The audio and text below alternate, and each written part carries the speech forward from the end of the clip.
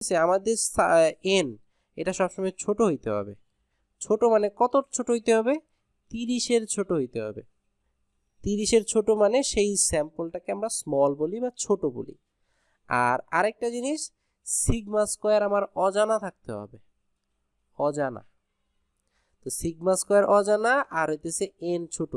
যখন এই দুইটা শর্ত ফুলফিল করবে তখন আমি করব হচ্ছে টি টেস্ট। আর টি টেস্টের সূত্র একদম সেম টু সেম জেড টেস্টের মতোই, কিন্তু সেইখানে আর সিগমা আসে না, কারণ সিগমা স্কোয়ার তো আমার জানা নাই।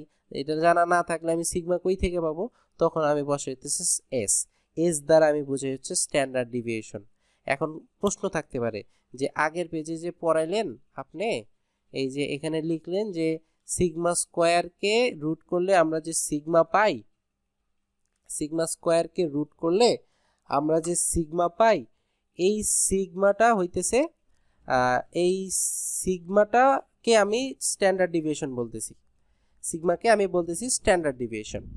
কিন্তু আমাদের কিন্তু আপনি তো এই নর্মাল টি টেস্টের বেলাও বলতেছেন স্ট্যান্ডার্ড ডিভিয়েশন, এস কে বলতেছে স্ট্যান্ডার্ড ডিভিয়েশন। তাহলে ওই সিগমা আর এস এই দুইটার মধ্যে পার্থক্যটা কি? তো এই দুইটার মধ্যে পার্থক্য হইতেছে এই সিগমাতেছে পপুলেশনের স্ট্যান্ডার্ড ডিভিয়েশন। মানে ওই যে আমরা প্রথম ক্লাসে পড়ছিলাম না 250 জন স্টুডেন্ট, তো 250 জন স্টুডেন্টের হিসাবকে আমি বলি হচ্ছে পপুলেশন। তো পপুলেশন থেকে যেই সিগমা পাবো সেইটাকে আমি পপুলেশন থেকে যেই স্ট্যান্ডার্ড ডিভিয়েশন পাবো সেটাকে আমি বলবো সিগমা দ্বারা। আর আমি যদি স্যাম্পল থেকে আমি যদি স্ট্যান্ডার্ড ডিভিয়েশন বের করি সেটাকে আমি বলবো হচ্ছে এস। এই হচ্ছে এই দুইটার মধ্যে পার্থক্য। আমি কি বুঝাইতে পারছি জিনিসটা? জি জি ভাইয়া। ভাইয়া পরীক্ষা হলে কি এই পার্থক্যটা কি ইংলিশে আসবে?